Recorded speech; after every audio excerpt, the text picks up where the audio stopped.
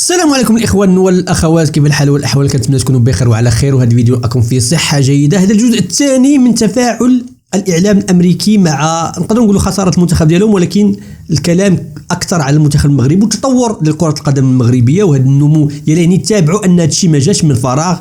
يعني واحد الجانب اللي كنت تكلمت عليه في الفيديو السابق، بانه ما تفاجئش من هذه الخساره وما تفاجئش بقوه المغرب وقوه المنتخب المغربي، وذكر ان هناك تطور وما وقع في قطر كذلك في الاولمبياد. هذا دليل على ان هناك تطور. عجبني صراحه التحليل ديالهم. في المقطع الثاني كيتكلموا اكثر فنيا على اللاعبين واختيارات ديال المنتخب المغربي، وكذلك اللاعبين ديالهم اللي اصلا ما كانوش مصرحين من طرف انديه ديالهم. يعني واحد الحوار شيق.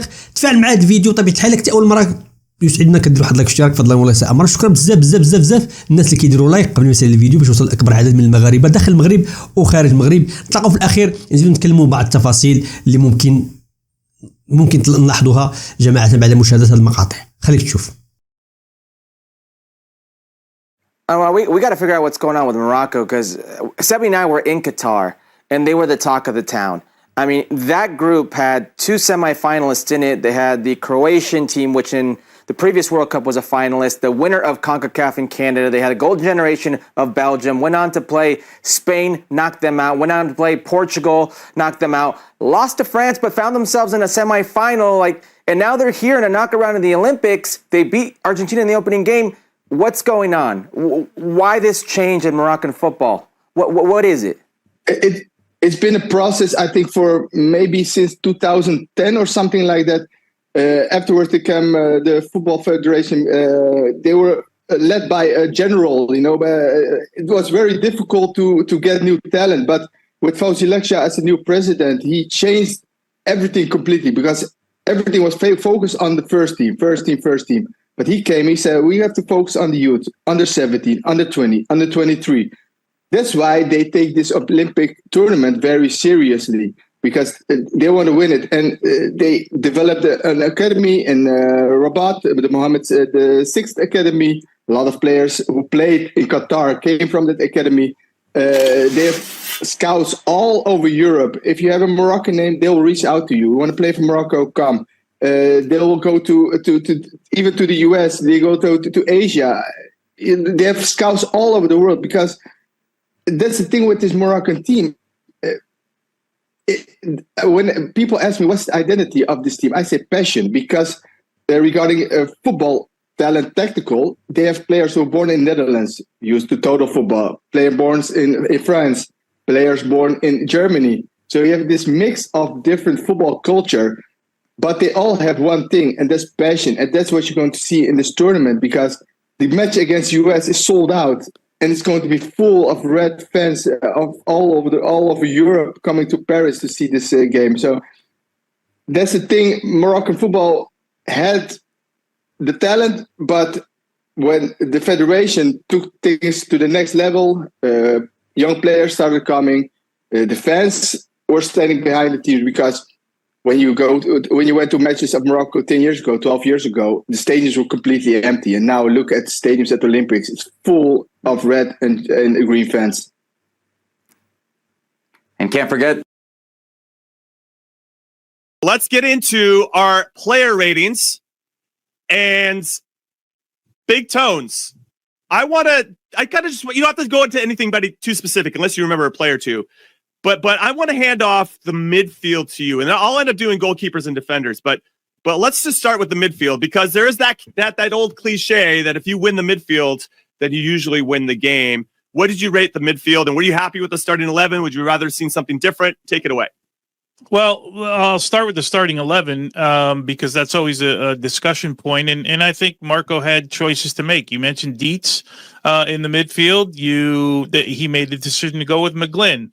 Could you look back at it and go, hey, we might get pinned back here in this game for a little bit, and maybe McGlynn's not the guy and you want Dietz in there. And then, of course, up top, you didn't go with your number one striker coming into the tournament, and you go with, let's call it, the three most mobile players you have, if you will, right, that did really well in the last match. So I'm okay. You made a decision as a manager, and I'm okay with it. It didn't work out in the end. I don't know if making those two changes would have changed the result, because I still feel like Morocco was just a better side than we were. Yeah. But I'm with you in the midfield. We got run over a little bit, and I've never played in the midfield, but I can imagine what it's like when you win possession of the ball, and within, you now make a move to get into an attacking position. You make a run, and within 2 passes, the ball's given away. And now you're coming back, and you do that like 2 or 3 times. It's, Brian's probably made like 100 runs behind, and the ball doesn't come. Well, guess what? You're not making the 101st run, right? Like you're not making. Then all of a sudden the game changes, because now you're not making a run, and you're a little bit deeper. I thought all in all, look, Tanner Tessman, he's overall impressed me in the tournament. He's become a better player than I remember him. Leaving and going to, and when I used to watch him play initially at Venezia. So good on him. Busio, obviously a little bit of a miss. He's a starter in there, but yeah, if he starts, let's play the hypothetical. Yeah. If he starts today, ultimately I agree with you. Morocco runs us over regardless. I just think we were a little bit tired and amongst other things, and they were better. And they're very, very good. Yeah. Yeah. Do you feel like though he could have provided something different, you know what I mean? That could have maybe kept the game score a little bit closer and kept the game a little bit under our more of our control. Well, one thing we get from Busio, no matter what, and we've seen it when he was at Sporting, and we see it now in his game, and we saw it early in the competition. He's not afraid to have the ball at his feet in any moment, right? And he'll get you out of tight spaces, and he's confident with the ball. In a lot of ways, almost too confident, Busio is with the ball, right? In some of the things he tries to do. But he'll also dribble by you every now and then and make a move just to open things up. So we can play the game. Would it have changed if Busio was there? Of course, the game would change because it's a different profile, sure, right? But does it make a difference in the result? I think is the most important thing. Right. And again, I feel like whether it just wasn't our day today, we didn't have the intensity, as Brian said, right from the jump. Right. That was the start of things for us. And we got steamrolled in a lot of ways. If you go, I can't wait to go back and watch it, because I did watch the first part of the game when I was at the desk at Morning Footy, watching it on my iPad. So you don't see everything, but everything I saw was tilted to one side of the field for quite some time in that first half. Yeah, there's a couple things I want to talk about with regard to Busio. One is he has a innate connection with Tessman because they play together with Venezia. So they've already been through so many repetitions in different situations and knowing how each one is going to move. I do think that matters, especially when you're playing against a team as good as Morocco is, who's going to really test you in a lot of those different ways. And then the point that you brought up, he's good at running with the ball through pressure. And you wonder how much that would have helped us today, because McGlynn, for me, feels like a pass first out of pressure type of player. And I think Morocco were set up nicely to manage that. Whereas the times that we did break pressure with our running, we'd also just play backwards and we wouldn't take advantage of that, which is, a lot of our frustration for today. But I wonder what that would have looked like, because he's very good at breaking that line in middle of midfield. So yeah, obviously a hypothetical, and I don't think it changes the result ultimately, but I think it would have made Morocco have to suffer maybe a little bit, just a little bit. All right, I'm going to go next, McBrizzle. I'm going to go back to the goalkeeper, Patrick Schulte, giving up 4 goals. Not a good look for anybody in the back line. Harriel gave up 2 penalties. I thought he was a little unsure of himself today. And Miles Robinson, not very good passing as well. I thought they allowed, and Walker as well. Walker Zimmerman allowed the lines to collapse too much. They got to, no matter what, even if you're suffering, the spacing has to remain the same. Otherwise, it's going to be even a longer game. Tolkien gets beat.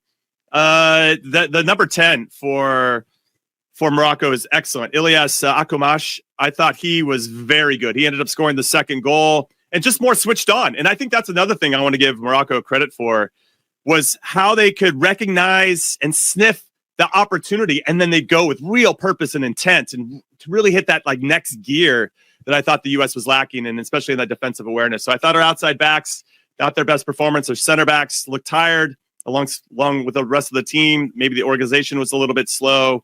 And, as the game's pushing on, we're trying to make other things happen. On the Hakimi goal, Tolkien maybe could have done better there. There's just so many. So I could give you numbers, but it's not going to be nice for anybody. So I'm just going to say it was a very poor performance from everybody, including our backline and goalkeeper. But, and maybe we could need Schulte to make 1 or 2 saves. Saving a pen would have been amazing.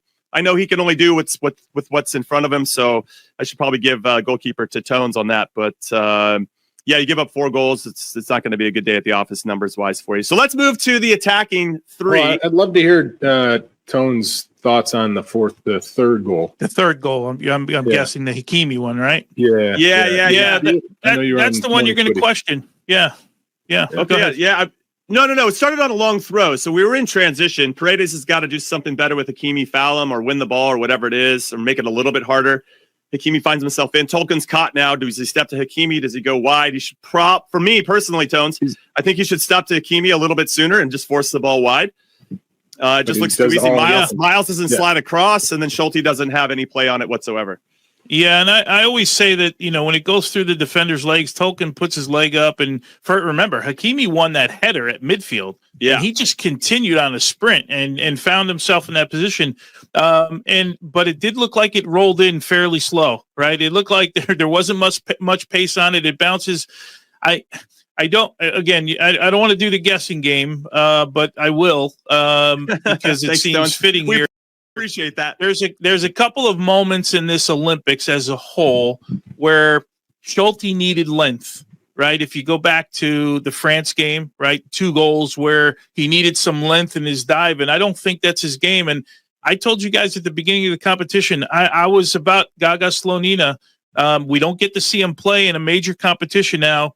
I still think he's part of he'll be part of the plans in 2026, but those are opportunities maybe missed. So Schulte, if you want to give an overall grade of the tournament, I probably would give a 6.5, a 7 to as a complete grade for the entire competition. Okay, now let's get into forwards. Brian McBride, what are you saying for our front 3? Yeah, I think if you go back to the previous 2 games, I know Griffin Yao came in as a sub in the second match, but still was very effective. I thought that his movement is what sort of made him special, and what he did with the ball, of course, was really good in both that second half and then the third match. I thought he was very, very effective. That interchange with him and Paxton, I thought was sort of unique and something we didn't have when Duncan Maguire was out there. We didn't see any of that today, largely because we didn't possess the ball enough, probably. But still, just asking questions, even if it's just changing positions for, 5-10 minutes to see if something changes. I would have liked to seen something like that because both of them are very comfortable or have played in both those positions. Overall, not much end product, but let's be fair, there really wasn't many opportunities. Kevin Paredes, I thought, was the only one that really asked question of his defender. I'd still like him to stay on his feet a little more because then he'll get more calls. If he, rides a few of those tackles or, pushes, it'll keep him sort of out of the mindset of the referee is like, oh, is he really being fouled or is he just diving? And then you end up getting more from the actual fouls. So having said that, I thought he was probably our most effective player, even though there wasn't really much from it. So all in all, it wasn't our best day. I thought there was times when we could have held the ball a little bit longer, draw the defender in, especially on the left-hand side. You could tell that Griffin was given a lot of respect to Hakimi. Didn't try and run by him. Now, very difficult to run by Hakimi, of course, but at least draw him in a little bit. Try and create some of that connection that you had before with Paxton Aronson. It just wasn't there for them today. Okay, so now let's ask the big question. Who was the most versatile throughout the tournament for the U.S.? And Tony, I'm going to come to you first. Who are you feeling about the player that was our most valuable in so many different ways? I think the guy that maybe is a tough one. It is. I'm leaning towards Tanner Tessman as the guy who had overall the best tournament, and the guy that impressed the most. I thought Kevin Paredes grew into the tournament because I didn't think he was good in the first couple matches. But I'm with you, with Brian and you guys. He's got to kind of lay off the extras, if you will, just get on with playing, and the game will flow a little bit better for him, I think. Yeah, those are the two guys that come to mind. And if I had to pick one, I thought Nathan Harriel up until today had a really good competition. But I'm going to go with and Jimmy, you're asking the entire tournament, right? That's correct. Just so I have it right. Yeah. I'm going to go with Tanner Tessman as the guy who had the steadiest of the tournaments. And he wore the captain's armband. They probably gave that to him for a reason. How about you, Brian McBride? Yeah, I'd go with John Tolkien. I thought his intensity from the second match onward was excellent. He didn't get beat much today. It was a difficult job, of course. There wasn't much of him going forward today, but I thought in the second and third matches, he was just a great attribute for, Paxton the second game, and then the third game with Griffin Yao and that connection. I thought he was solid defensively. His positioning and tucking in off of Miles's shoulder when crosses were coming in was good, and sometimes that's a question mark for outside backs. But Tessman I thought was solid, and can see why Tones picked him. I think in a situation like that, and I really like that Marko Mitrovic kept Tessman as the captain, because the one thing I felt when in 2008 when I was made captain, I felt like that's sort of taken away from what the team had already done. So I like that, because you have your natural leader, and you can see the older age players like Walker Zimmerman leads, right? He doesn't need the captain armband to do that. I'd go with John myself. Okay, so I will say that I agree with Tessman. I like the John Tolkien shout as well. I thought in terms of consistency, outside of Tolkien, a couple plays today was pretty good. If Busio had stayed healthy the whole time, I think he would have been part of the conversation. In terms of potential, I feel like you can see it the most with Paredes. And Griffin Yao's got a little spark there too, but there's something about Paredes. He's good in 1v1 situations. He can create space for himself. He can be dangerous. But again, he's got to get rid of some of those extracurriculars where he's throwing his hands up. Like he's trying to act like he's Thierry Henry when Henry was playing for the Red Bulls. Everything, he just throws his hands up all the time when he's frustrated. You're not Thierry Henry yet. Hopefully you can get to somewhere in that vicinity by the time your career's over. يعني كما شفتوا الإخوان صراحة نقولوها، أنا كنت تفاجئ بأنه كاين واحد المراسل من طنجة هو اللي كيتكلم. صراحة بحال هاد الأمور خصنا نعرفوها، وخاص الإعلام ديالنا يواكب هاد الأمور وهاد المراسلين. وعلاش لا ما باش لي أن هناك واحد تنسيق ما بين جالية أمريكية في المغرب تتكلم على هذا الشيء، أو مراسلين صحفيين أمريكيين يديروا معهم استجواب، يديروا معهم واحد شراكة أو كولابوراسيون. يعني ما كاينش مقتول الإعلام ديالنا الإخوان، بنقولها بصراحة العبارة والله لا مقتول. ويا حسرته ملي كتشوف بحال هاد المنصات اللي هي ماشي يعني بالصيت المعروف في أمريكا بحال القنوات الكبرى، ولكن عندها نسبة مهمة من المتابعة. يا ريت القنوات ديالنا يمشيو في هذا الاتجاه هذا، وضروري خصنا نديروا نقد ذاتي باش نزيدوا قدام. تفاعل معايا في هذا الموضوع وقول لي شنو بان لك في هذه الأمور، وبطبيعة الحال مرحبا بالاقتراحات ديالكم والآراء ديالكم. اللقاء فيديو آخر إن شاء الله. تهلاو.